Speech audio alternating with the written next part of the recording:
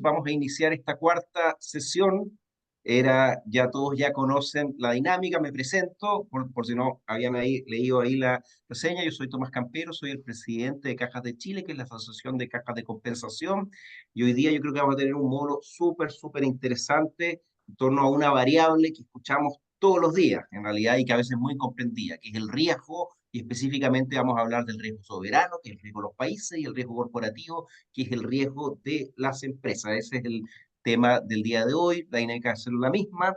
Quizás antes de iniciar y presentar a nuestro destacado profesor que tenemos hoy, era darles dos mensajes de utilidad, ¿no? Uno, para todos los que quieran que queden anotados en la lista y sepamos que están y valga la asistencia, súper importante que en el nombre, ahí que tenemos en Zoom, abajo hay unos dos puntitos, puedan tener claro el nombre y el apellido, ¿no? Porque ahí hay algunos que ponen alguna sigla u otro, entonces a veces puede ser difícil, ¿no? Entonces ahí agradecemos a todos si pudieran modificar, poner nombre y apellido, con eso se puede pasar la lista más fácilmente. Y el segundo mensaje es recordar que el otro viernes, que es viernes sándwich, no vamos a tener clases, se va a saltar para el día 23 de agosto, ¿no? Eso como mensaje de utilidad. Entonces, ahora sí, yendo directo, quiero presentar a Patricio Valenzuela, que yo creo que es el hombre ideal para la clase de hoy día, para poder hablar de riesgo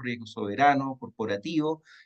Patricio es uno de los economistas más renombrados en materia financiera y especialmente los estudios en torno a riesgo. Él es economista de la Universidad de Chile, tiene un doctorado en el Instituto Europeo, es profesor de la Facultad de Ingeniería de la Universidad de los Andes, pero además ha tenido una larga trayectoria, ¿no? También en la Universidad de Chile, también es investigador del Instituto Milenio de las Imperfecciones de Mercado y también es investigador asociado en el Centro de Instituciones Financieras en Wharton, ¿no? Entonces, la verdad que es un privilegio tenerte aquí, Patricio, el día de hoy, ¿no? Así que solamente antes de introducirle, antes de darle la palabra a Patricio, era comentarle dos cosas respecto al riesgo, ¿no? Que es una variable que manejamos todo y que está en la opinión pública día a día, ¿no? Déjeme darle dos ejemplos. El día de ayer tuvimos un debate en un seminario sobre la reforma de pensiones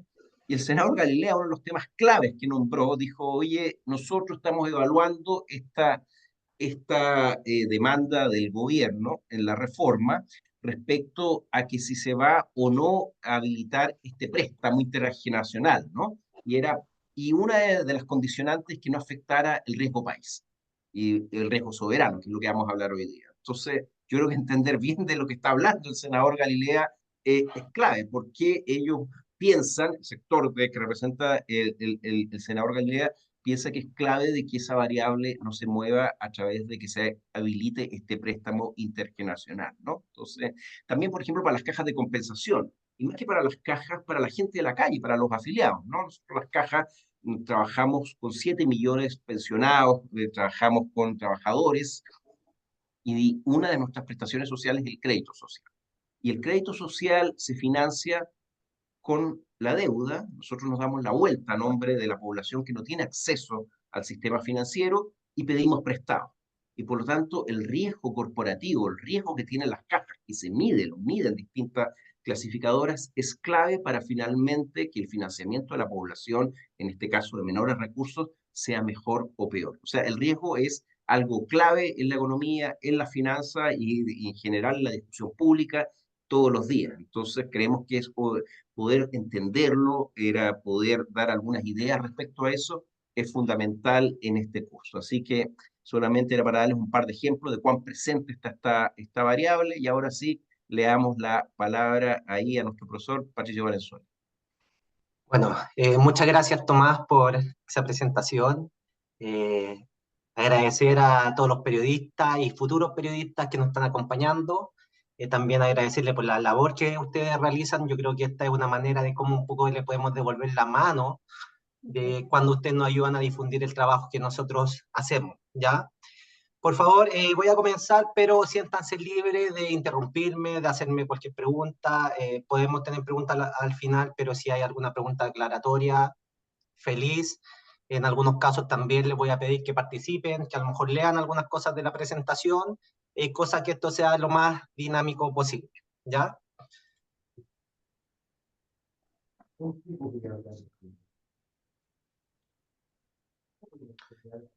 Entonces, la presentación de hoy día es riesgo de crédito soberano y corporativo. ¿Ya? Es un tema que yo comencé a trabajar desde que estaba en el Fondo Monetario Internacional y en el Banco Interamericano de Desarrollo, donde es muy importante saber el riesgo país, el riesgo soberano, pero también luego empezamos a investigar cuál era el efecto que tenía esta variable sobre el riesgo corporativo. ¿Ya? No son cosas independientes. Entonces, cuando un gobierno tiene más riesgo, un país tiene más riesgo, eso también afecta de manera directa al sector privado, a sus inversiones y por lo tanto al crecimiento.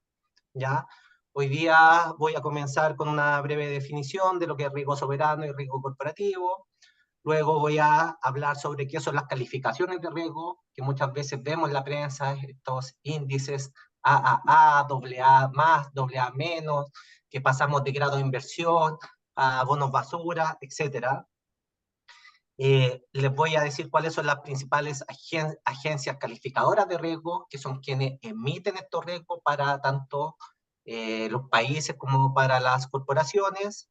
Vamos a hablar un poquito de la calificación de riesgo de Chile, cómo ha ido evolucionando a través del tiempo. También les voy a mostrar una columna de opinión que escribí hace algún tiempo que da cuenta de muchas de las cosas que voy a hablar hoy día.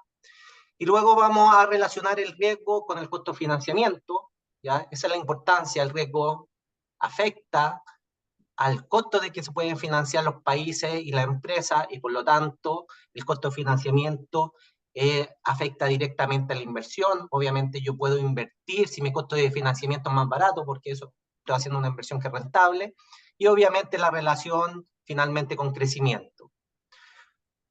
Luego vamos a hablar sobre el nexo que hay, la relación entre riesgo soberano y riesgo corporativo. Y finalmente vamos a hablar un poquito de algunos determinantes del riesgo de crédito soberano y algunos determinantes del riesgo de crédito corporativo. Entonces, cuando hablamos de riesgo, ¿qué entendemos por riesgo soberano y riesgo corporativo? Bueno, la definición es más o menos similar, pero tiene una sutileza, ¿ya? Entonces, el riesgo de crédito soberano es el riesgo de un país, de que un país sea incapaz o no tenga la voluntad de responder a un compromiso de pago de la deuda, ya sea en el capital inicial o intereses, en los términos acordados previamente. Y cuando hablamos de riesgo de crédito corporativo, es el riesgo de que una empresa sea incapaz de responder a sus compromisos de pago de deuda en capital intereses en los términos acordados previamente. ¿Ya? ¿Cuál es la diferencia? La diferencia es que muchas veces los soberanos pueden no tener la voluntad de pagar la deuda. Y en realidad no hay mucho que hacer. Es decir, uno no puede decir, me voy a ir a guerra contra un país para que ese país me pague. O voy a llevar a juicio a un país para que ese país me pague. ¿Ya? En cambio, cuando una empresa está en problemas financieros, probablemente quiebra, hay una liquidación y ahí se paga a quienes le prestaron plata a esa empresa. Entonces, las empresas siempre van a tener un incentivo por pagar, pero a veces son incapaces de pagar, es decir, no tienen los flujos necesarios o están sobreendeudadas, y eso hace que no sean capaces de pagar su deuda, y esa probabilidad de no pago de la deuda es lo que nosotros le vamos a llamar riesgo de crédito, ¿ya? Bueno, también, como ustedes muchas veces han escuchado, el no pago de la deuda en inglés es lo que nosotros llamamos default, y son estas palabras que muchas veces usamos distintamente entre español e inglés, y muchas veces vemos las noticias que se habla, bueno, Argentina cayó a default, o cierta empresa cayó a default. Bueno, estamos diciendo que esa empresa cayó en un incumplimiento de sus obligaciones financieras, y por lo tanto es una empresa con un alto riesgo de crédito. Acá una imagen me pareció interesante. Acá es Cristina Kirchner, y en realidad que como un juez sacándole la plata. Y un poco refleja, claro, que a veces los países no tienen, no solamente que tienen la capacidad de pagar la deuda, pero no tienen la voluntad de pagar la deuda. ¿ya? A eso es lo que se le llama muchas veces un default estratégico, ¿ya? Es decir, hubo un caso de Ecuador que en su momento tenía su capacidad de pagar su deuda, pero en realidad en ese momento el gobierno decidió que no quería honorar la deuda que tenía con los mercados internacionales, por lo tanto no tuvo voluntad. Obviamente esto tiene costos. Si un país cae a default, ya sea porque no quiere, no tiene la capacidad de pagar la deuda o porque no tiene la voluntad, esto obviamente le juega en contra porque en el futuro no va a poder acceder a financiamiento en los mercados internacionales.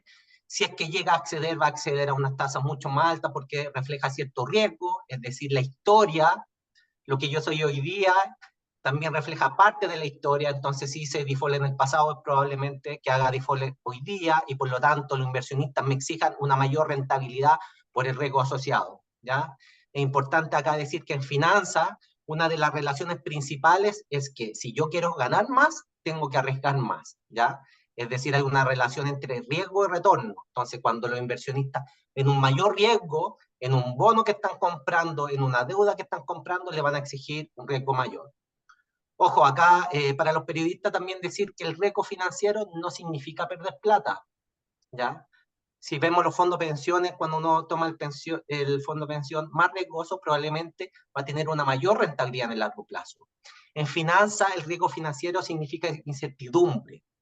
Probablemente yo voy a ganar más plata, en promedio, en valor esperado, pero existe una probabilidad que yo no conozco de que me vaya mal, como también hay una probabilidad que yo no conozco que me vaya muy bien.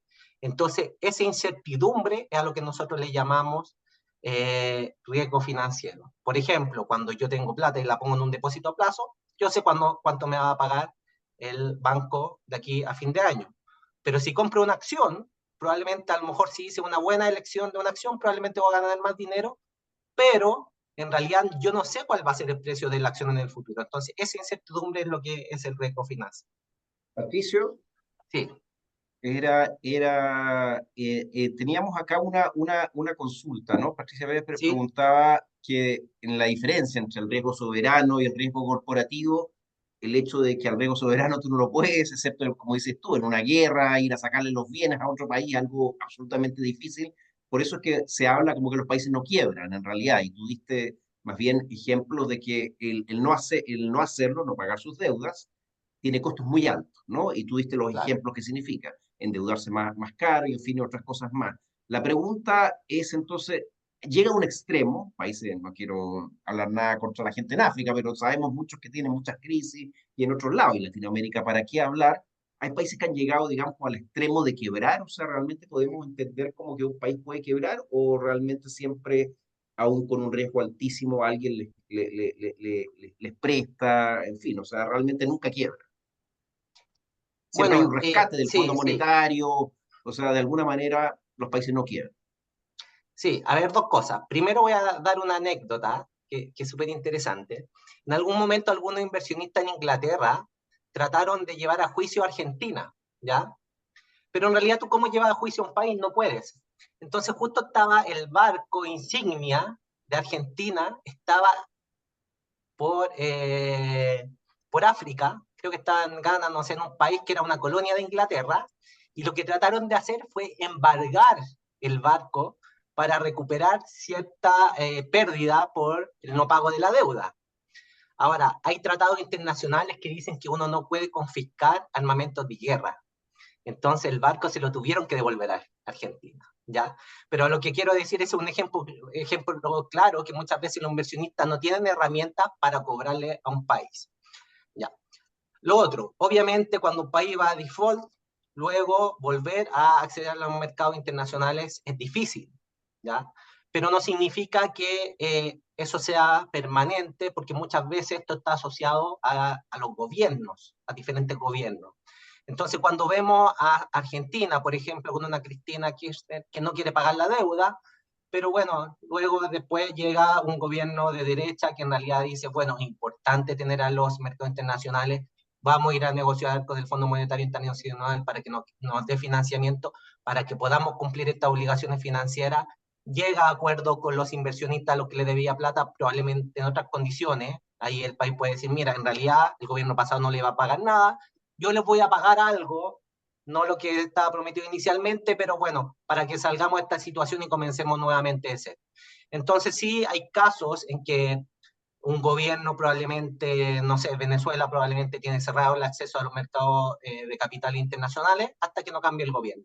Pero hay situaciones en que los cambios de gobierno hacen que la visión de los mercados internacionales de capitales cambie respecto a un país y hagan un esfuerzo conjunto para llevar a ese país que tenga nuevamente acceso a mercados internacionales. ¿Ya? Excelente pregunta. Gracias, Patricio. Igual les recordamos, todos saben la dinámica, pueden escribir sus preguntas ahí a través del chat. Sí. Las calificaciones de riesgo, ¿qué son las calificaciones de riesgo? Esto que les voy a mostrar después la escala, pero cuando vemos AA, B, triple B, con grado de inversión, sin grado de inversión, las calificaciones de riesgo son opiniones sobre el riesgo de crédito o opiniones sobre la probabilidad de no pago de un emisor, ¿ya? Entonces, eh, la agencia de calificación crediticia expresa su opinión sobre la capacidad y voluntad de un emisor, ya sea un gobierno, una empresa, en algunos casos son estados, organismos internacionales, para cumplir sus obligaciones financieras en su totalidad y a tiempo, ¿ya? Las calificaciones crediticias también pueden hablar de la calidad crediticia de una deuda en particular, es decir, una empresa puede tener una calificación de deuda, pero también los distintos bonos que emite la empresa pueden tener una calificación de deuda diferente. Ahora, las calificadoras de riesgo dicen que son una opinión porque no quieren decir que son una recomendación de inversión, ¿ya? Porque ahí es como más complejo. Entonces, pero sí lo que voy a mostrar es que esta opinión sí reflejan modelos que están detrás de estas calificadoras y sí están correlacionadas efectivamente con la capacidad de pago o no pago de la empresa y por lo tanto con el costo de financiamiento que tiene un emisor. Esto es más bien un monopolio a nivel mundial. Hay tres agencias calificadoras de riesgo que tienen todo el mercado. ¿Ya? Las calificaciones las proporcionan agencias calificadoras de crédito que cumplen un papel de intermediaria de información entre inversionistas y los emisores de los bonos. ¿Ya? Este monopolio principalmente está dado por tres agencias que muchas veces hemos escuchado: Moody's, Standard & Poor's and Fitch Rating, ¿ya? Y muchas veces hay agencias más bien locales, pero muchas veces también están asociadas a alguna de estas tres grandes agencias. Yo diría que estas tres agencias calificadoras de riesgo tienen cerca del 95% del mercado. Es obligación, a ver, hay dos cosas. Estas agencias califican a los gobiernos de manera gratuita y lo hacen con todos los gobiernos. Entonces un gobierno no tiene que pedir ser calificado, ¿ya? La empresa no. La empresa, ellas contratan el servicio de obtener una calificación de riesgo, ¿ya? Ahora, acá muchas veces se dice que hay como una especie de conflicto de interés porque yo necesito la calificación y yo le pago a la calificadora para que me califique, ¿ya? Pero también hay cierto arbitraje.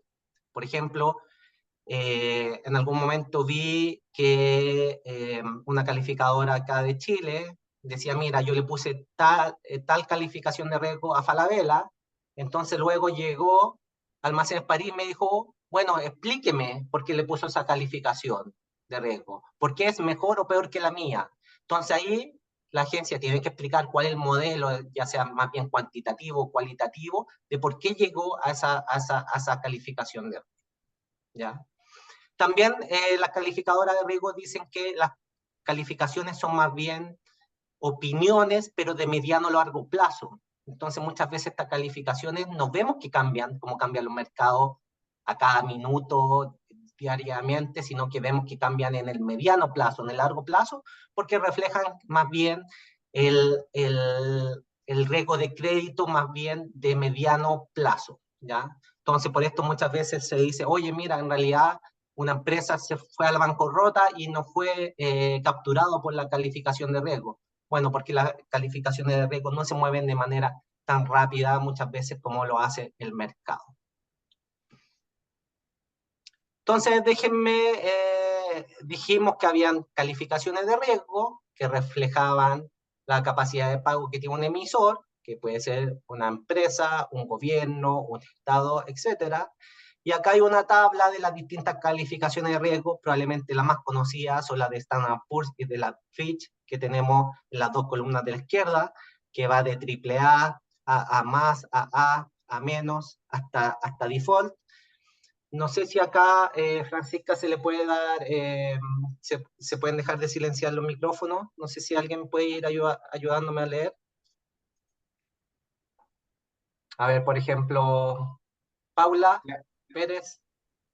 Yo si quieres te ayudo, Patricio, a leer, pero antes yo creo que hay una muy buena pregunta, porque estás haciendo primero un recorrido sobre las agencias, quiénes son, en fin, sus motivaciones, la lógica que lo hacen voluntariamente con los países, pero obviamente pagando las empresas, etcétera. Hay una bien importante, ¿no? Yo creo que la hace Jaime Troncoso, ¿no? Que lo hemos visto todos en realidad. O sea, si uno ve las últimas crisis financieras, ha habido como un descalzo entre lo que han dicho y lo que finalmente ha pasado en muchos sectores, industria. El caso más emblemático es el de la crisis subprime, ¿no? Entonces, ¿qué pasa con eso en realidad? O sea, hay un castigo para ella, ¿por qué siguen siendo confiables? Entonces, ojo con eso, en realidad se ha degradado, digamos, esta opinión técnica que tienen ellos, en realidad, entonces yo creo que sería importante entender crisis financieras, digamos, nos hacen cargo de los resultados versus lo que han dicho. Sí, yo Entonces, creo que sería acá hay que bueno ver tu distinguir. opinión respecto a eso, en realidad. Sí, primero yo creo que las agencias hacen eh, un buen o un mal trabajo en distintos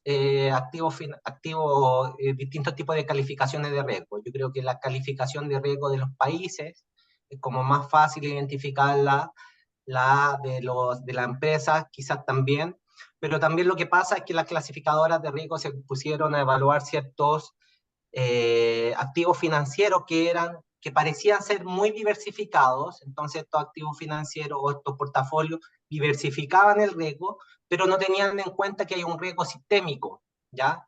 Uno cuando hace una inversión tiene dos tipos de riesgo, el riesgo idiosincrático, que es por ejemplo en una empresa que tiene un gerente que es buenísimo, el tipo fallece, entonces eso es un riesgo que afectó solamente a la empresa, pero después hay un riesgo sistémico, que es un riesgo, por ejemplo, en la pandemia, que nos afectó a todos. Entonces, ¿qué habían? Habían portafolios de instrumentos que estaban muy bien diversificados. Entonces, estas agencias decían, bueno, nosotros eliminamos el riesgo, pero lo que se eliminó fue el riesgo sistémico, va el riesgo idiosincrático, pero no se dieron cuenta que cuando venía un riesgo sistémico, uno no tiene dónde esconderse. Entonces, al final, estos instrumentos que tenían calificaciones de riesgo muy buenas, en realidad de un día para otro pasaron al default frente a un shock sistémico sistemático, ¿ya? Ahora, entonces, pero eso quizás no lo hacen tan mal en riesgo corporativo y riesgo soberano. Y lo otro que hay que tener cuenta, las calificaciones de riesgo no son buenas para analizar la evolución temporal del riesgo. ¿Ya? No es tan buena porque en realidad uno si ve las tasas de interés de la que pagan la empresa o que pagan los gobiernos, van cambiando y las calificaciones de riesgo no cambian mucho. Entonces, más que para eh, identificar la variación temporal, son muy buenas para identificar la variación de corte transversal. ¿Qué quiere decir esto? Que cuando tengo dos empresas y una tiene una muy buena calificación de riesgo, bueno, esa empresa tiene una menor probabilidad de ir a default que una que tiene una muy mala calificación de riesgo. Ahora, ¿cómo cambia eso en el tiempo? Ya ahí no hacen un muy buen trabajo.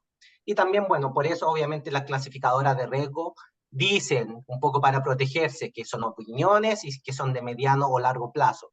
Pero obviamente el prestigio de estas instituciones durante las crisis, como la crisis subprime, obviamente se ha deteriorado y muchas veces han estado en tela de juicio, pero bueno, siguen siendo un monopolio y siguen teniendo prácticamente la emisión de todas las calificaciones de riesgo y las calificaciones de riesgo siguen siendo si bien dicen que son una opinión, siguen siendo una herramienta importante para tomar las decisiones financieras. Y también tienen un impacto sobre los mercados, que ahora los voy a mencionar rápidamente. Tomás, si Oficio, quieres tú leer esta sí, tabla o si alguien más, dale, ya. dale, si quiere yo ahí te colaboro, ¿no? O sea, Anda con ahí, Standard Poor's nomás, triple A, así. Y después la dale, descripción de la ya. calificación. Sí, bueno, tiene esta graduación, ¿no? Todas tienen, digamos, sistemas similares, ahí veo, entonces es triple A, la crediticia más alta, el menor riesgo de crédito, eso significa triple A. Ya, entonces, ¿quiénes tienen triple A? Por ejemplo, Estados Unidos, Francia, algunos organismos internacionales como el Fondo Monetario Internacional, es decir, los gobiernos soberanos menos riesgosos son quienes tienen esta calificación de triple A.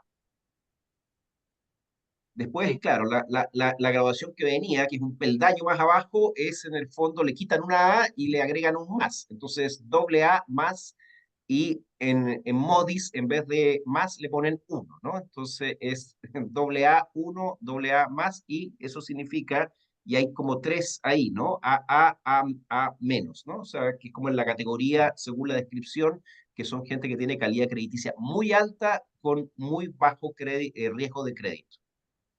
sí. Sigo, Sí. bueno, Quizás después leyendo la también, parte de la derecha nomás, ya y ellos ven sigo la en la descripción. parte derecha, claro. Después y así uno van bajando de peldaños, ¿no? Y van cambiando obviamente las letras y los más y los menos, ¿no? Entonces después vienes calidad crediticia alta con bajo riesgo de crédito. Entonces quizás sería bueno ver quizás con cuál es la diferencia más o menos entre ese peldaño más alto versus, como diste los ejemplos, con otros que están en un peldaño un poco más bajo. O sea, ¿qué significa calidad crediticia alta con bajo riesgo de crédito, ¿no? Versus muy, ¿qué hace la diferencia entre uno y otro, por ejemplo? Ya, entonces después tenemos buena calidad crediticia con riesgo de crédito moderado, y hasta ahí tenemos lo que llamamos empresas, gobiernos o deuda con grado de inversión, es decir, son instrumentos de deuda que tienen una capacidad de pago muy alta, ¿ya? Para que se den, para dar como ejemplo, Chile llegó a estar doble A menos, es decir, tuvo una calidad crediticia muy alta con muy bajo riesgo de crédito, ¿ya? Eso fue lo mejor que tuvimos. Ahora, ¿por qué es relevante también? Porque hay lo que se llaman inversionistas institucionales, por ejemplo, los fondos de pensiones, las compañías de seguro, y muchas veces por regulación, dado que el regulador no puede permitir que estas instituciones tomen mucho riesgo, ya es decir, que no compren activos financieros que son extremadamente riesgosos, hay cierta regulación que dice, bueno, usted solamente puede invertir en instrumentos con grado de inversión, ¿ya? O no puede invertir un porcentaje muy alto en instrumentos con grados especulativos, ¿ya? Esto es complejo, por ejemplo, Brasil, que es un mercado grande, que los bonos soberanos de Brasil son un instrumento importante dentro de los mercados emergentes. Brasil en algún momento pasó de grado de inversión a grado especulativo.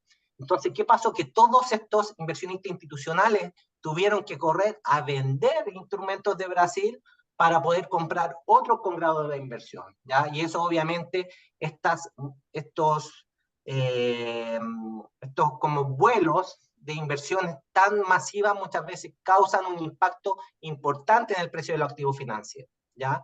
Después tenemos las calificaciones con grado especulativo, que dice, bueno, especulativo con un grado de riesgo de crédito sustancial, altamente especulativo con gran riesgo de crédito sustancial con default como posibilidad real, muy alto riesgo de crédito con default ocurriendo o por ocurrir, proceso de default comenzando, emisores ya dejaron de pagar alguna obligación, emisores probablemente no sigan pagando sus obligaciones y quizás ya entraron en proceso de quiebra o liquidación, ¿ya?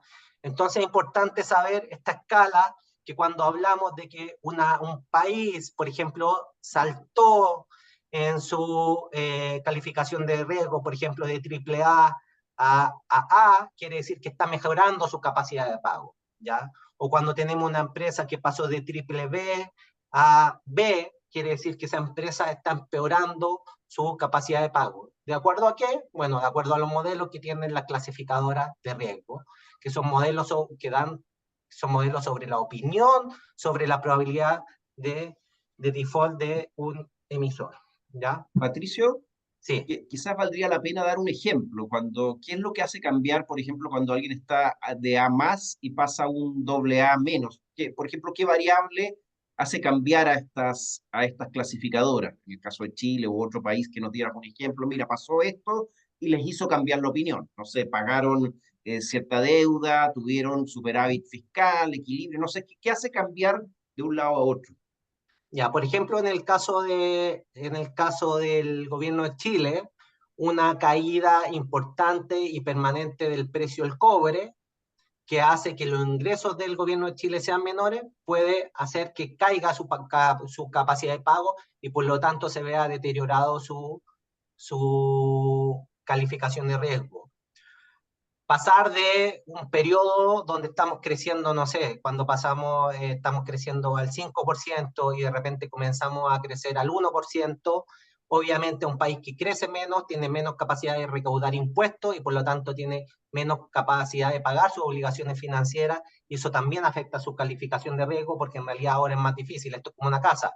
Cuando mis ingresos son menores, bueno, me cuesta más pagar mi deuda, tengo más probabilidad de caer en morosidad y por lo tanto tengo un mayor riesgo de crédito, ¿ya?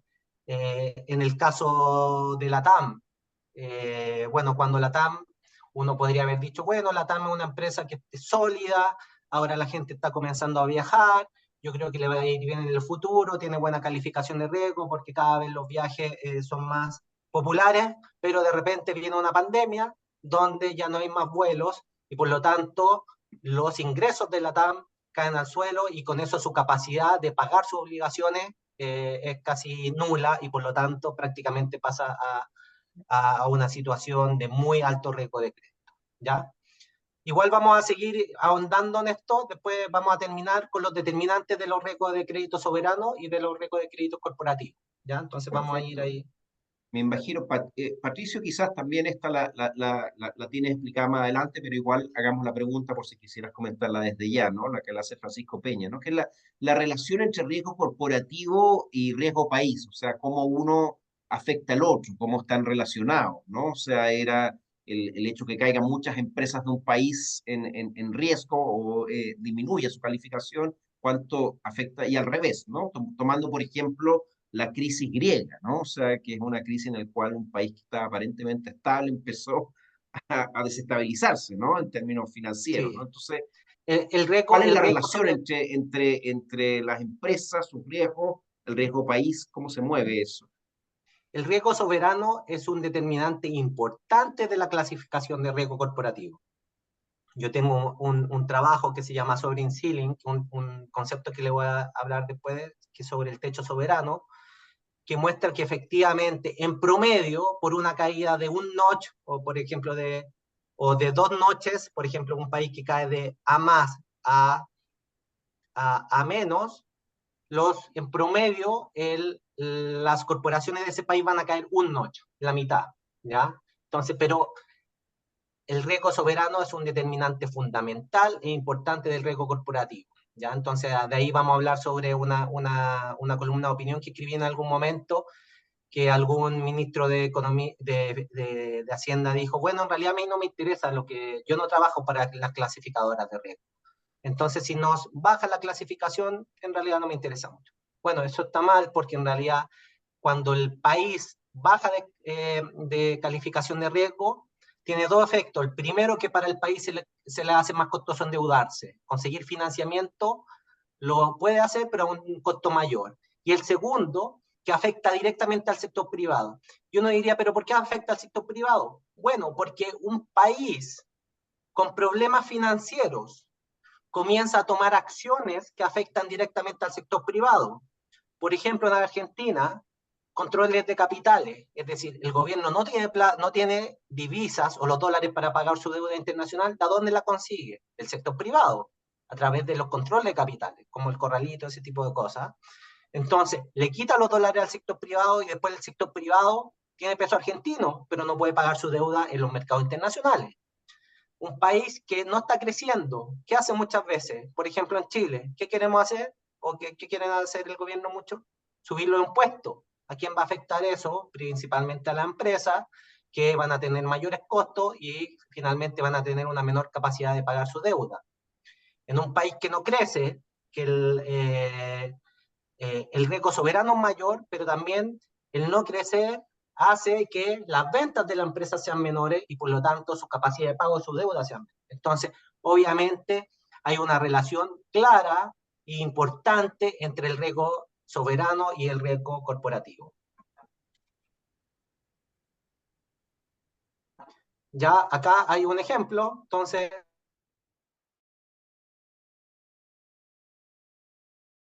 calificación, bueno, ahí se dice clasificación, ahí se habla muchas veces de clasificación o calificación de riesgo. La calificación de riesgo soberano de Chile, acá podemos ver que el año 95 teníamos a más, si vamos a esta escala a más, a menos, significa que teníamos una calidad crediticia alta con bajo riesgo de crédito, luego subimos a A, pasamos de A menos a A, luego pasamos a más, ahí seguimos como en el mismo verde claro, y después llegamos a un momento en que estuvimos en AA menos, o sea, teníamos mejor calificación crediticia que España, que muchos países europeos, mucho más desarrollados de Chile. ¿Por qué? Porque Chile es un país que en general tiene poca deuda, que en general tenemos un, una regla de, antes teníamos superávit estructural, ahora balance estructural. ¿Qué significa esto? Que cuando el país crece poco, gasta un poco más, pero cuando crece mucho o el precio del cobre alto, gasta menos. Entonces teníamos una política fiscal contracíclica. Entonces, esa política fiscal contracíclica fue muy bien evaluada por esta agencia calificadora de riesgo y que decía, bueno, Chile tiene una regla que es única, que permite enfrentar mejor los periodos de crisis, ¿ya? Y en realidad hace que se pueda suavizar el ciclo económico, porque en realidad cuando estamos en crisis se permite gastar un poquito más, pero ¿de dónde sacamos esa plata? Bueno, de lo que ahorramos en periodos de, de bonanza. No sé si recuerdan, pero en algún momento a Andrés Velasco muchas veces se le criticaba porque el precio del cobre era muy alto y él no gastaba. ¿Por qué? Por esta regla, en realidad. El precio del cobre estaba muy alto, Chile tenía mucho ingreso, pero gastábamos como si estuviésemos en un periodo normal. Entonces gastábamos menos de lo que nos entraba. Entonces ahí como que Andrés Velasco no era tan popular. Y después vino la crisis. Y en realidad ya empezaron con los bonos. Creo que en esa época empezaron con los bonos y empezaron. Y bueno, ahora que estamos en crisis podemos gastar más de lo que recaudamos. ¿De dónde sacamos esa plata? De lo que ahorramos anteriormente. Y empezaron con los bonos de marzo y ahí, bueno, ahí al tiro el ministro se hizo un poco más popular. ¿Ya? Entonces, hay ciertas políticas que cuando una política es buena, eso también afecta la calificación de riesgo soberana porque afecta la capacidad que tiene un país para pagar su deuda. ¿Ya? Pero ¿qué pasó? Y esto es lo que voy a decir, llegamos a menos, que eso quiere decir que llegamos a una calidad crediticia muy alta con muy bajo de riesgo, muy bajo riesgo de crédito. Era una situación ideal. ¿Qué significaba? Que el costo de endeudarse del gobierno de Chile era muy bajo, que eso se transmitía a un sector privado donde también era muy bajo. Entonces estamos muy buena situación fiscal. Y bueno, esa calificación, bueno, Chile dejó de crecer a como crecíamos antes, en los 90. Bueno, obviamente comenzamos con ciertos problemas, comenzamos con ciertos shocks que nos fueron afectando. Acá no me refiero al gobierno actual, entonces comienza del 2017 ya, y nuestra calificación de riesgo comenzó a deteriorarse nuevamente. Aunque todavía tenemos una calificación de riesgo que es buena, pero sí perdimos un poco de lo que ganamos en términos de cómo nos veían los mercados internacionales y el prestigio que teníamos que nos permitía acceder a muy bajas tasas de interés, ¿ya? Ahora les quiero... Sí.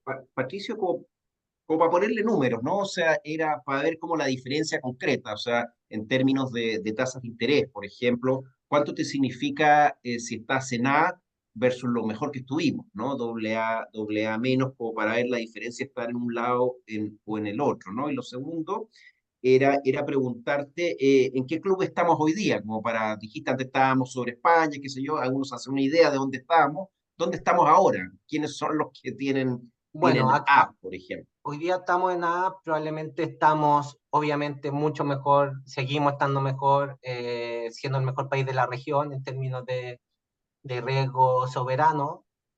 Eh, y bueno, yo creo que ahora sí estamos como países como España. En algún momento estuvimos mejor, pero ahora estamos en países como España, quizá probablemente como Portugal. Entonces estamos con algunos países de Europa del Este. Entonces en realidad estamos con una eh, calificación que es buena,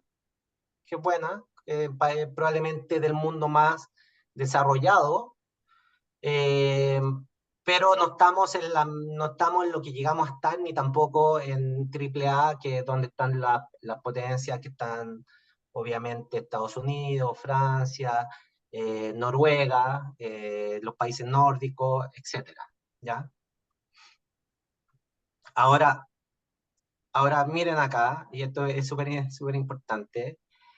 Acá tuvimos una caída de la clasificación de riesgo el 13 de julio del 2017. Yo el 6 de julio escribí una columna de opinión y en realidad quise poner esta columna de opinión porque habla mucho de lo que es esta presentación hoy día. Prácticamente es como un resumen de todo lo que voy a hablar. Es como lo que aprendo hoy día, ustedes podrían escribir una columna de opinión como esta. Eh, y también, bueno, un ejemplo como acá estamos haciendo un curso para periodistas, cómo el tema que estamos hablando se puede reflejar en una columna de opinión, que en este caso no es un medio especializado, sino que esto eran voces de la tercera, ¿ya? Tomás, no sé si quieres leer tú o le damos la Y no, voz. si que, era que, si quieres la leo, ¿no? O sea, Ya. que es bien importante para la época que era, ¿no? Era clasificación de riesgo de Chile, un logro que debemos cuidar. Desde fines del año 2012, Chile tenía una clasificación de riesgo AA menos en la escala de Standard Poor's, ¿no? Que considera la deuda de largo plazo denominada en moneda extranjera. Esta clasificación de riesgo refleja la capacidad de Chile para cumplir con sus compromisos financieros, es muy sólida. De acuerdo a Standard Poor's, Chile tiene mejor capacidad de pago que países como España, W más Italia e Irlanda. Este es un gran logro que refleja años de disciplina fiscal y un buen manejo económico, como lo acabas de mencionar. El reciente crecimiento de la deuda pública en Chile, que era lo que tú estabas señalando en ese minuto, ha llamado la atención de las principales agencias clasificadoras de riesgo y una parte considerable del mercado pronostica un recorte en la clasificación de riesgo del país. Si bien las palabras del ministro de Hacienda durante el cierre del Chile Day 2017 indicaron que existe cierta probabilidad que dicho recorte no se materialice, no deberíamos estar indiferentes frente a un potencial deterioro en nuestra clasificación de riesgo. Ahí en Chile Day le habían preguntado al ministro de Hacienda qué opinaba de un potencial recorte, y ahí él respondió. Es chistoso porque muchas veces académicos, que somos muy buenos economistas, muy técnicos, cuando pasamos a ser ministros nos ponemos más políticos, ¿cierto? Probablemente. Y, ¿Lo necesitas? y ahí él dijo que en realidad él no trabajaba para la agencia clasificadora de red, De ¿ya? innovación. Entonces, ¿puedes ¿Ya? seguir ahí, Tomás? Sí, las Se corta, clasificadoras no de se riesgo escucha. soberano son un determinante importante Ya, en las lo guardo. calificaciones otorgadas al sector privado y Ya a veo. través de este canal, recortes en las clasificaciones de Vale, riesgo chao. soberano Chao. aumentan el costo de financiamiento privado en los mercados internacionales. Existe además evidencia que indica que los recortes de la clasificación de riesgo soberano tienden a reducir la oferta de crédito bancario, que era lo que estábamos Tiene hablando hace un rato. jueves, En consecuencia, una cosa. si los malos augurios se hacen realidad, el sector privado podría Necesito una parte enfrentar que dice una información. reducción en su Hay abanico de una, hay oportunidades de una inversión cuerpo y en parecido. sus perspectivas de crecimiento. A ver, Dejo ahí el disculpe, alguien micrófono tiene el ahí micrófono, abierto que alguien, quedó, quizás lo espera, Tomás, cerramos desde de acá. Ah, ya. ¿Sigo, Patricio? Sí, sigue. Termino Debido, entonces. sí, siga, por favor. Debido a que la clasificación de riesgo de Chile se encuentra varios escalones por sobre el umbral de grado de inversión, el alza en el costo de financiamiento de empresas chilenas en los mercados internacionales y la reducción de la oferta de crédito bancario debieran ser acotadas. Será tu pronóstico.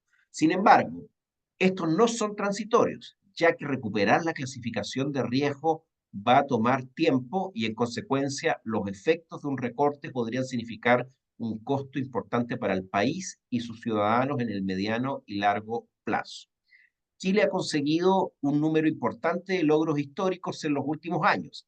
Estos logros nos enorgullecen, ya que han sido alcanzados gracias a nuestra disciplina, esfuerzo y perseverancia. Sin ser el más importante, nuestra clasificación de riesgo ha sido un activo importante, uno que no debemos subestimar y que debemos cuidar. Muy de acuerdo, es un activo, bueno, hasta el día de hoy sigue siendo, aunque se haya degradado. Sí, entonces ahí lo curioso es que eso fue escrito el 6 de julio del 2017, que debíamos de cuidar este activo, y el 13 de julio nos bajaron la clasificación de riesgo de AA menos a más, y bueno, como decía, esto generalmente más bien permanente de largo plazo, entonces ahora pasamos a, y yo creo que a lo mejor si no tomamos la senda del crecimiento, se puede seguir deteriorando. Entonces, obviamente esto es importante. Ahora, cosas que son importantes que quisiera destacar de esta columna de opinión que escribí hace ya bastante tiempo, que cosas que tienen que aprender. Bueno, primero hay una clasificación de riesgo. ¿Qué dijimos que era? Bueno, una opinión sobre la probabilidad de default. Chile tenía A menos, que significa que tiene una capacidad de pago muy alta. ¿Qué refleja? Bueno, en este caso, la capacidad de pago de deuda de largo plazo denominada moneda extranjera. También hay clasificaciones de riesgo para moneda doméstica. ¿Qué significa que estábamos con esa clasificación de riesgo? Bueno, relativamente bien, principalmente incluso mejor que algunos países europeos, porque estos países europeos, bueno, la deuda que ellos tenían es mucho más alta que la que tiene Chile. Ya Chile, su nivel de deuda neta es muy, muy baja. Y bueno, tenía una disciplina fiscal, si bien no tenemos el desarrollo económico de estos países, bueno, nuestra capacidad de pago era muy buena. ¿Ya?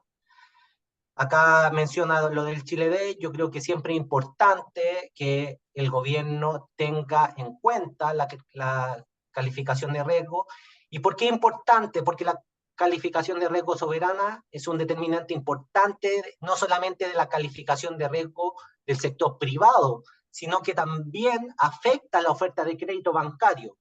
Y obviamente el costo de financiamiento privado y la oferta de crédito son fundamentales para la inversión y el crecimiento económico de un país. ¿Ya? Entonces, un poco, eso es el resumen de lo que voy a hablar hoy día, entonces está como Patricio, en esa columna de opinión. Sí, para eso quizá era también, puede que lo tengas algo más adelante, pero si lo puedes ir adelantando, Jaime Troncoso te pregunta, ¿no? Si puedes dar tu opinión sobre vincular la clasificación de un país a las empresas públicas, si es que eso existe también, primero que todo.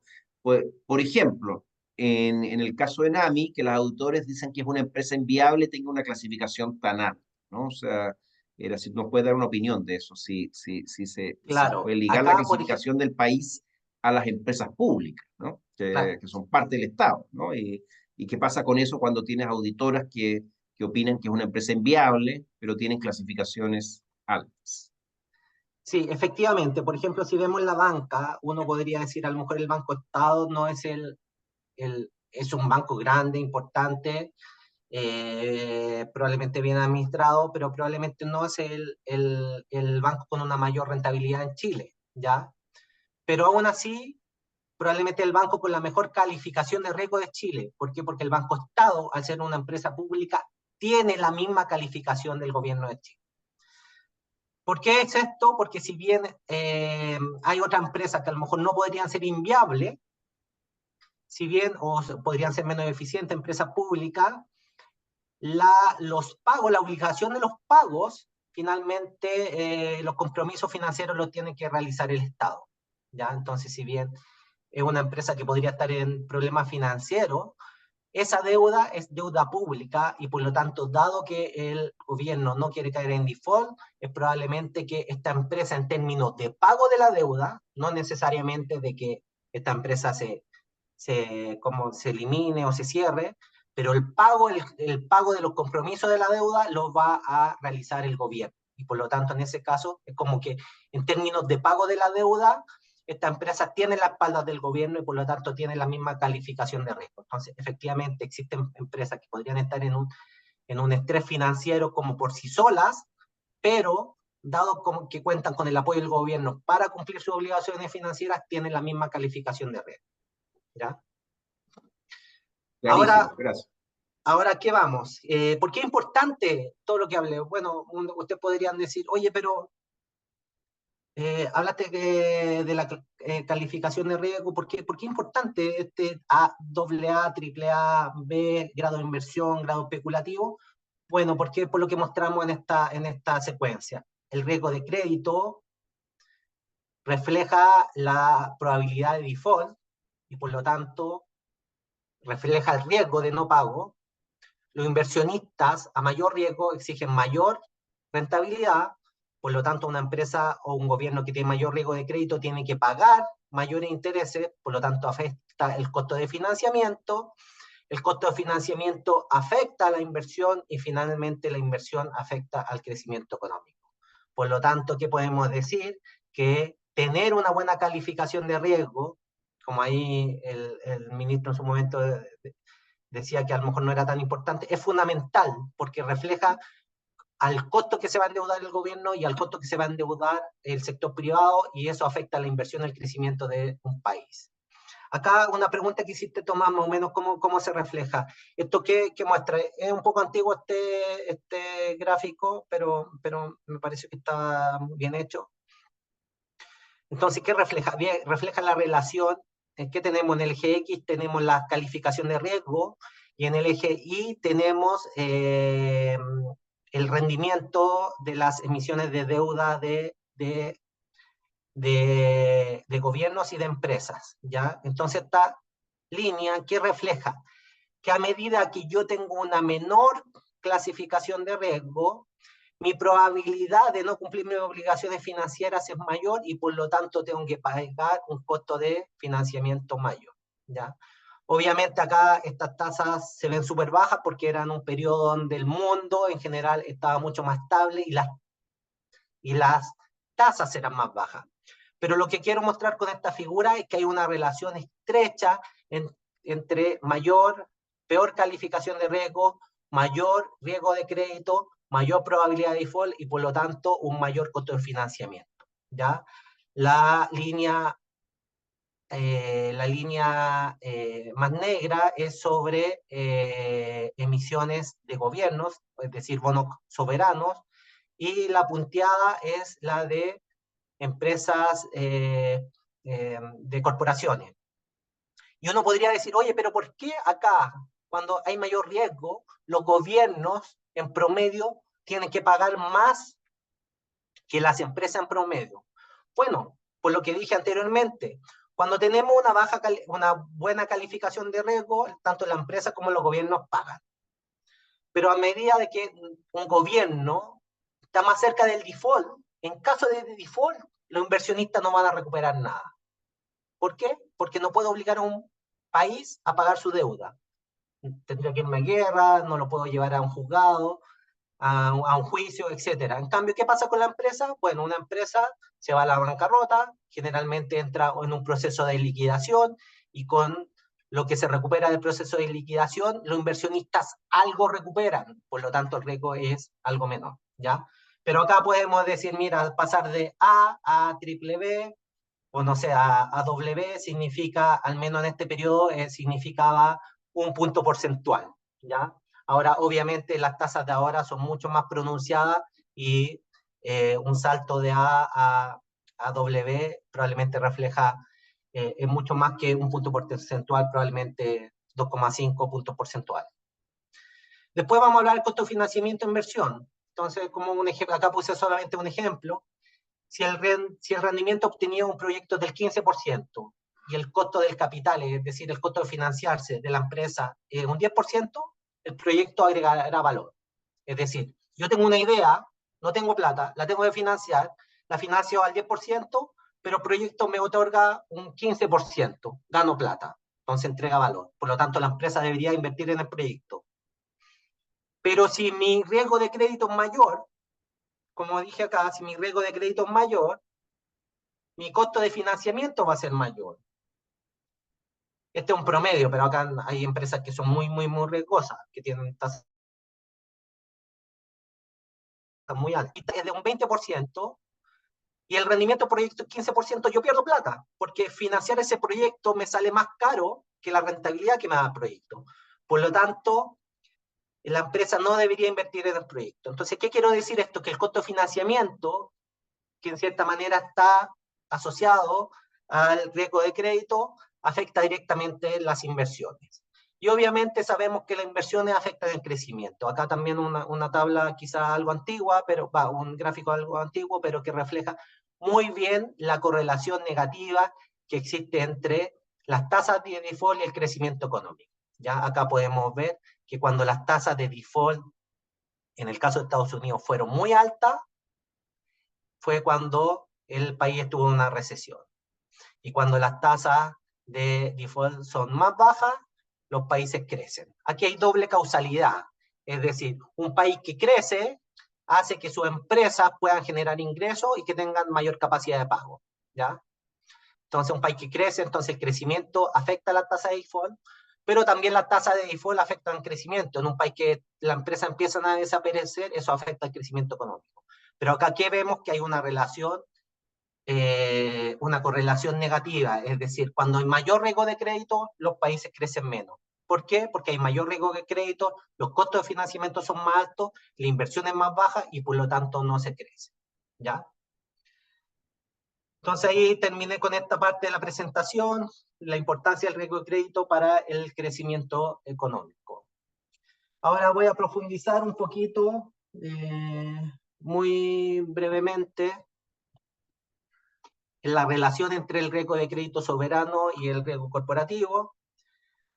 Este es probablemente mi paper más influyente que yo tengo en la literatura. Este es un paper que es muy citado, es casi cita obligatoria en cualquier paper de clasificación de riesgo. Y la verdad que este es un paper muy simple que explora la relación entre el riesgo soberano y el riesgo corporativo. ¿Ya? Se llama Sovereign Ceiling Light, es techo soberano, y en versión light. ¿Por qué?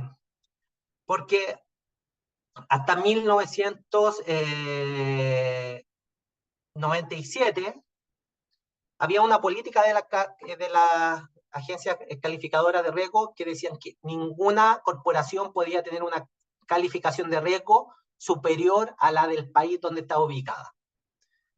¿Y por qué era esto? Porque decían, mira, un país que está en crisis aplica control de capitales, hace que la inflación aumente para tener una mayor recaudación de impuestos, aumenta las tasas de impuestos y eso afecta directamente al sector privado. Por lo tanto, no hay ninguna corporación que pudiese tener una calificación de riesgo mayor que el país.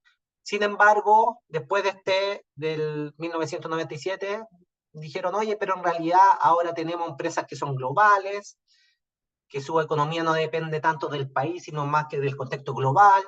También dijeron los controles de capital son algo del pasado, ya no son tan comunes, aunque volvieron con la crisis subprime, pero en ese momento se discutía los controles de capitales son algo del pasado. Por lo tanto, pueden haber empresas que tengan una mejor calificación de riesgo que el país. ¿Ya? No sé, por ejemplo, ahora nosotros cuando hablamos de Microsoft, Tesla, bueno, están en Estados Unidos, pero cuando hablamos de YPF en Argentina, son empresas que podrían tener una mejor calificación que el soberano. Entonces, en este paper estudiamos esa relación entre el soberano y el corporativo y decimos, mira, en realidad, si bien ahora no hay un techo soberano, aún la clasificación soberana sigue siendo un determinante importante de las clasificaciones que se le otorgan al sector privado. No tan fuerte como antes, pero ahora en una versión light. ¿Ya? Entonces, este es un término que en general nosotros llevamos a la literatura, entonces ahora muchos papers hablan de sovereign civil light, un término que no existía antes de la literatura.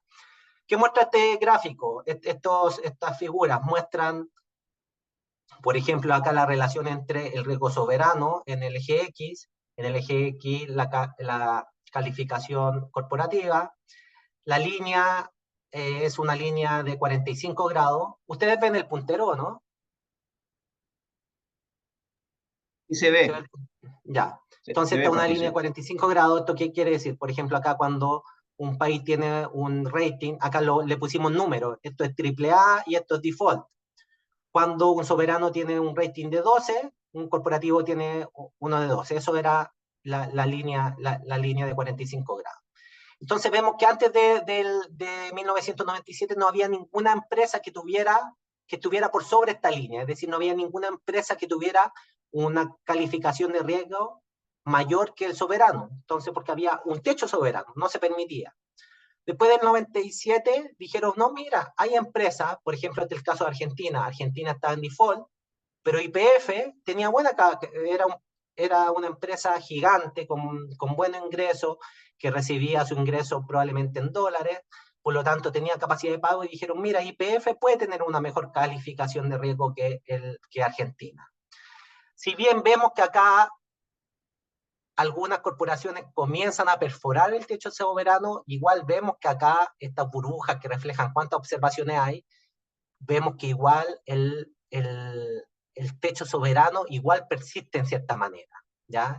Hay una correlación importante acá que se nota en esta burbuja más grande entre la calificación soberana y la calificación corporativa. Después, ¿para quién es más importante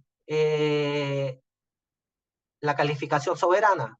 Si vamos a los países desarrollados, Estados Unidos tiene triple A, entonces no es una restricción para las empresas de ese país. ¿Por qué? Porque las empresas pueden tener, bueno, desde casi de default hasta triple A, no hay como una restricción. Pero ¿para quién era una carga mayor? Para los países emergentes, porque los países emergentes no tenían triple A, entonces, por ejemplo, estaban acá en 9, tenían, no sé, B menos.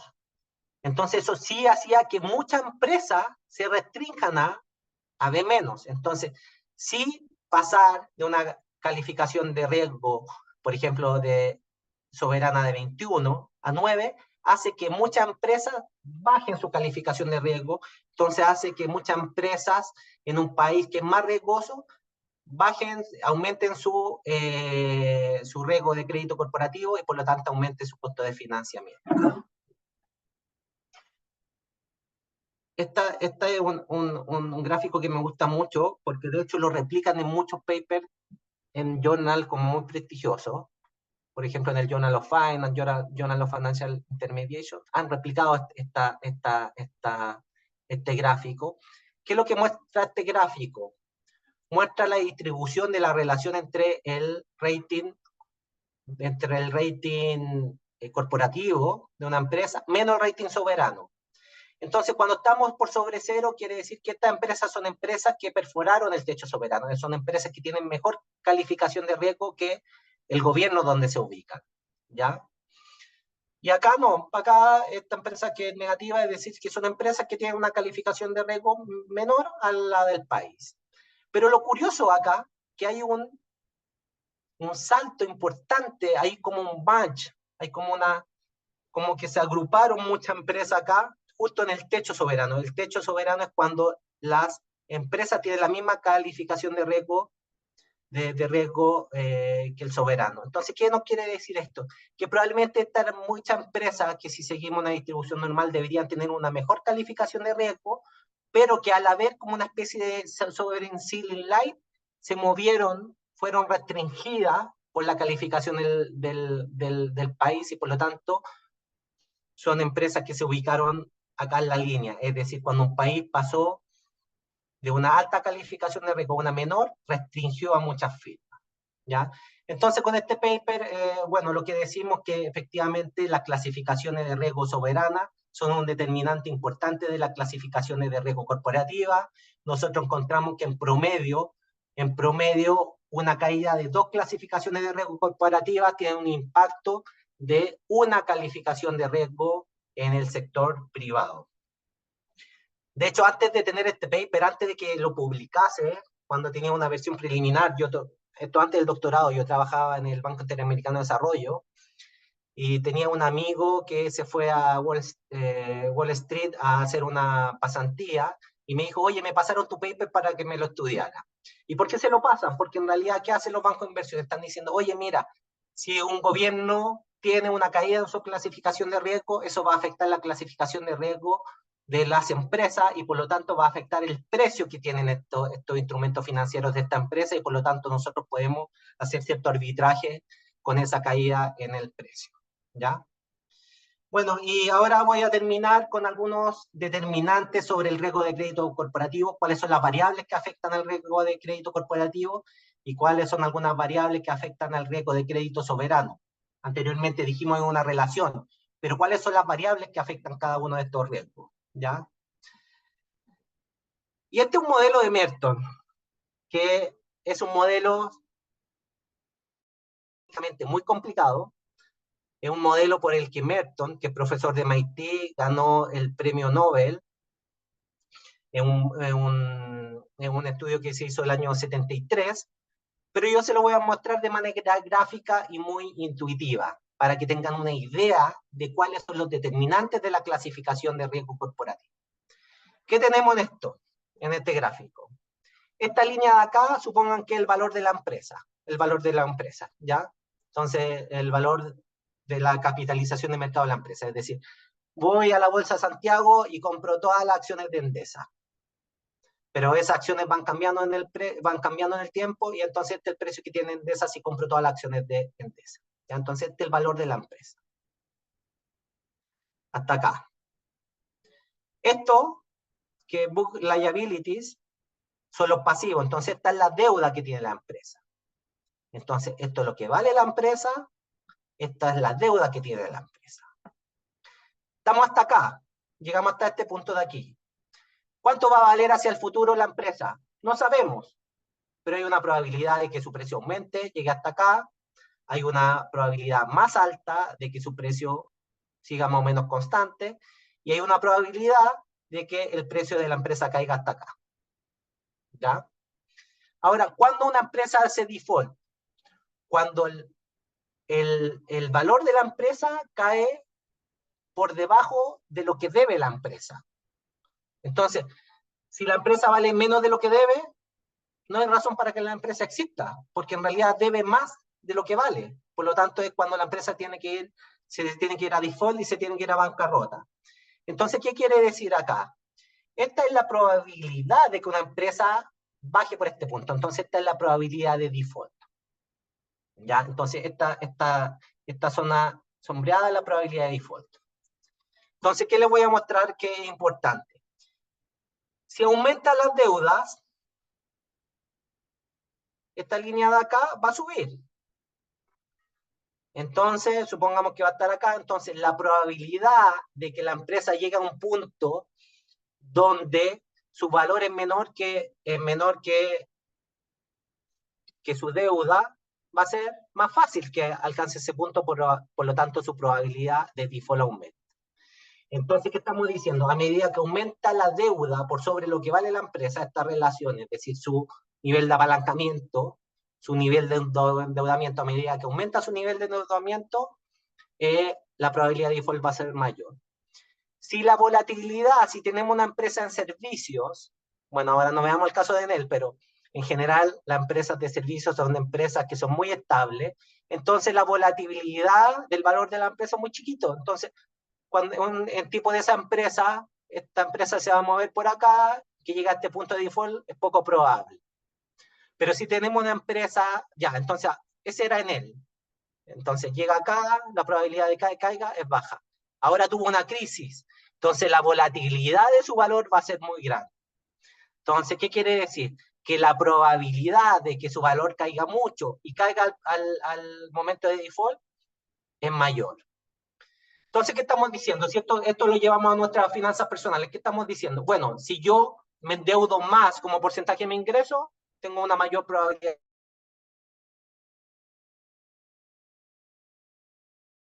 yo en un momento tengo un ingreso de 1 millón, mensual, y siempre gano lo mismo, 1 millón, ya mi probabilidad de default es baja. Pero si yo gano 12 millones al año, pero una vez me pagan 12 millones, ¿qué quiere decir? Que la volatilidad de mi ingreso es muy alta. Entonces, es más probable que yo me vaya a default si es que gano una vez 12 millones en el año, a que si me pagan 1 millón todos los meses. Entonces, la volatilidad de mis ingresos, si yo tengo ingresos que son muy inestables, es probable que me pegue en una situación en que no tengo para pagar mi deuda. ¿Y qué tengo que hacer? ¿Entro moroso o me voy a default? Entonces, eso es lo que quiero dejar como variables que afectan la probabilidad de default de una empresa. Es decir, cuánto vale la empresa, cuánto es su deuda, cuánto es la relación entre deuda y lo que vale la empresa, y cuánto es la volatilidad del valor de la empresa. Entonces acá tenemos dos figuras que son importantes. Acá vemos en el año cero, es cuando tenemos una empresa que se va a la bancarrota, y acá las barras verdes son empresas que terminan yéndose a la bancarrota, y las barritas rojas son empresas que no se van a la bancarrota. Entonces acá tenemos una empresa, tenemos un dato que es la rentabilidad de la empresa, el ROA, Return on Asset, rentabilidad en activos, y vemos que la empresa que empiezan a tener una menor rentabilidad en el tiempo, que empieza a caer su rentabilidad, es decir, que le está yendo mal, son las que en el periodo cero se van a la bancarrota. En cambio, las que tenían una rentabilidad positiva pero estable, no se van a la bancarrota. ¿Esto por qué? Porque si yo tengo una mayor rentabilidad, va a hacer que el valor de la empresa sea mayor y que esté más lejos del punto de default. Acá tenemos otra cosa, tenemos cuánto es la deuda como porcentaje de los activos. Es decir, cuánto es esta relación de la deuda como porcentaje de lo que vale la empresa, de los activos. Y acá estamos viendo nuevamente que la empresa que comienzan a tener un aumento en sus niveles de deuda como porcentaje de su valor, son las que finalmente caen en la bancarrota. Entonces acá, ¿qué estamos diciendo? Que la rentabilidad de una empresa, pero también el endeudamiento de una empresa, son determinantes importantes de la probabilidad de bancarrota y probablemente de la probabilidad de default de la empresa. Denme un segundo que va a cerrar una puerta.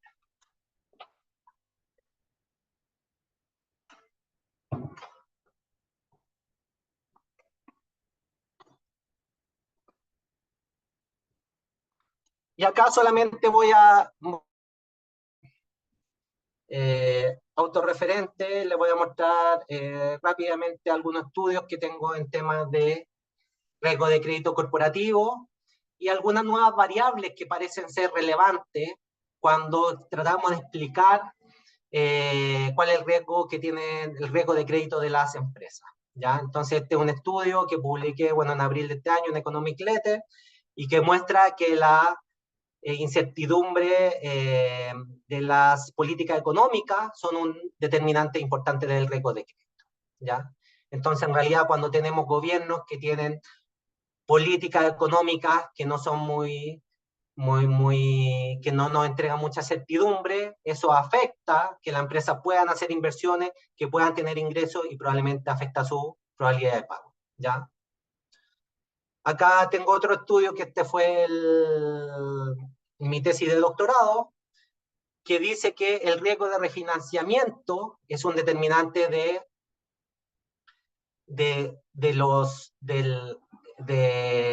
la tasa de interés que tienen que pagar los bonos corporativos. ¿A qué nos referimos con el riesgo de refinanciamiento? Muchas veces las empresas, cuando terminan de pagar una deuda, emiten nueva deuda para cumplir sus obligaciones financieras. Es decir, cuando vemos la empresa, no es que pagan sus deudas y quedan sin deuda. En general, la empresa tiene un nivel estacionario de deuda, tiene un nivel objetivo de deuda con el que se mantiene. Entonces, ¿qué es lo que hace este estudio? Este estudio, cuando estábamos viendo la crisis subprime, yo leía mucho en el Financial Times que decía, oye, las empresas que tienen mucha deuda que va a madurar en el corto plazo son las que van a ser más afectadas por la crisis. Y efectivamente eso es lo que demostramos en este estudio. mostramos que la empresa, que en medio de la crisis, que tenía mucha deuda que iba a madurar en el corto plazo, esas empresas tenían que emitir nueva deuda, pero como estaban en el medio de una crisis, esa nueva deuda la tenían que emitir a tasas muy altas. Por lo tanto, esas tasas muy altas son costos que tienen que pagar la empresa en el futuro y por lo tanto hace que el valor de la empresa caiga y que la probabilidad de default de la empresa aumente. ¿Ya? Entonces, esto es como cuando nosotros hacemos la bicicleta, ¿ya? Es decir, pagamos una deuda emitiendo nueva deuda, es decir, tomamos un crédito de consumo para pagar otro crédito de consumo. Entonces, ¿qué significa? Que nos vamos sobreendeudando y como nos vamos sobreendeudando, cada día tenemos que pagar mayores tasas de interés y esos intereses se van acumulando y significa que entramos en un círculo vicioso donde cada día vamos endeudándonos más hasta que llegamos a un momento que estamos sobreendeudados y no tenemos capacidad de pago, ¿ya? Entonces acá otro determinante del riesgo de crédito corporativo, que es el riesgo de refinanciamiento, ¿ya? Cuando tengo excesiva deuda que estoy emitiendo en el corto plazo para pagar deuda que está por vencer. Acá hablamos más de los últimos otros dos papers, publicado en el IMF Economic Review, que es la revista económica de investigación del Fondo Monetario Internacional. Mostramos que los controles de capitales afectan el costo de financiamiento. ¿Qué quiere decir? Nosotros tenemos una empresa que necesita financiamiento, pero necesita financiamiento en dólares, porque a lo mejor va a hacer inversiones en el extranjero. Esta empresa va a Nueva York a emitir deuda. Entonces hay muchas empresas chilenas que van a Nueva York a emitir deuda. Pero ¿qué pasa? Si hay controles de capitales, por ejemplo, lo que aplicó Argentina, que le dice a la empresa, bueno, una vez que tú traigas los dólares de vuelta, me tienes que pasar los dólares a mí, o tienes que pagar un impuesto para entrar esos dólares, eso afecta a la empresa, porque cuando hay estos controles de capitales, son costos adicionales que tienen que pagar las deudas para emitir, para obtener financiamiento, y por lo tanto eso afecta su capacidad de pago. Este es un paper similar, solamente que este paper lo hace con el rendimiento de la deuda, con la tasa de interés de la deuda, y este lo hace con las clasificaciones de riesgo, con las clasificaciones de riesgo. Y finalmente, ¿cuáles son los determinantes del riesgo de crédito Patricio, soberano? ¿Sí? era obviamente por la estrategia del tiempo. Yo creo que después sería bueno dejar los links, ¿no? Porque yo creo que obviamente quien se interese en profundizar puede leerlos, ¿no? Yo creo, Sí. ahí hay, yo creo, una muy buena explicación de cada uno de ellos, ¿no? Entonces dejamos esa literatura para que todos, si alguien quiera leerla después. Sí, y para terminar, ya estamos, sí, no me había fijado en el tiempo, pero para terminar tenemos lo que es el riesgo de crédito soberano, y acá hay un paper que salió hace poquito que muestra cuáles son las variables que afectan el riesgo soberano, y podemos decir, hay variables macro como el GDP per cápita, el crecimiento del país, la inflación, hay variables macroeconómicas, pero de una economía abierta, como la deuda externa, la cuenta corriente, las reservas que tiene un país, hay factores más bien político-institucionales, como el riesgo político, o la historia de default reciente, lo que había mencionado antes, que los países que hacen default les cuestan más y nuevamente a los mercados internacionales, y hay más bien factores globales. Y bueno, también con Juan Francisco Martínez, que era gerente de estudios financieros en el Banco Central, ahora es gerente de Itaú.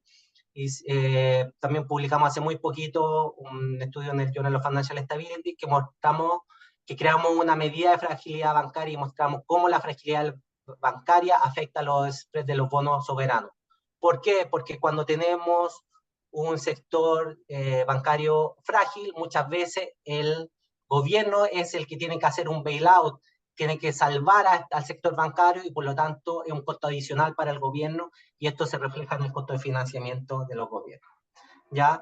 Así es que con esto termino. Bueno, espero que haya sido útil. Muchas veces estos temas los hay que madurar un poquito, pero bueno, vamos a dejar la presentación y yo creo que es muy buena idea, Tomás. Voy a hacer un, un documento con los links de cada uno de estos estudios, pero de todas maneras pueden ir a mi página web Patricio Valenzuela Aro o pvalenzuela.com, y ahí están, si van a investigaciones, están todos mis estudios de investigación. Muchísimas gracias, Patricio. Creo que igual hemos subido varios peldaños en conocimiento, ¿no? En hora y media creo que has hecho un excelente recorrido, ¿no? Respecto al concepto de riesgo, riesgo soberano, riesgo corporativo. Nos quedan 8 minutos, así que si tenemos para un par de preguntas finales.